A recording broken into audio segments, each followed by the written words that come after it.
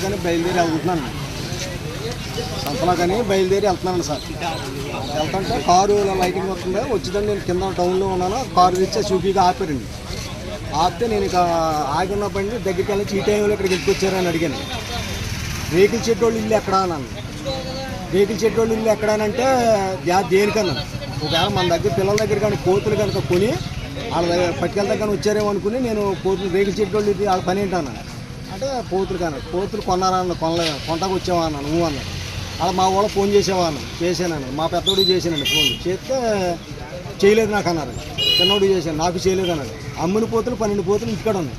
అమ్మనే సంతలకు పట్టిపోయి ఇంటికాడ పోతులు అమ్మిన పోతులు ఉన్నాయి. ఎంతకని వేరే రైతులకు అమ్మేసిన పోతులు ఇంటికాడ ఉన్నాయి. అప్పుడు నేను అన్నాను. ఇలా అన్నాక మా వాళ్ళు ఫోన్ చేసి ఇక్కడ వీళ్ళు ఎలా కారు వేసుకుని వచ్చారు, ఏసీ పోతకు వచ్చారు అనే దానికి పక్క వాళ్ళ కాడ ఫోన్ చేసేది. ఎవరి ద్వారాగా వచ్చారు ఏంటన్నాను. మధు ద్వారాగా వచ్చామని. మధుకు ఫోన్ చేయన్నాను. నెంబర్ డిలీట్ అయిపోయిందన్న. నెంబర్ డిలీట్ అయిపోతే సంతకాడు చేశారంటున్నా.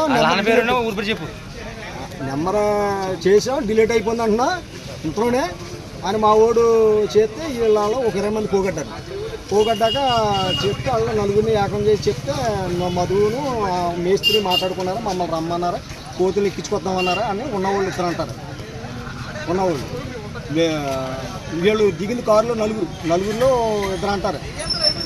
ఇది కోతులు ఎక్కించుకొద్దాం రమ్మని అన్నారని అంటాడు. ఎవరి ద్వారాగా వచ్చారంటే మధు ద్వారాగా వచ్చామని.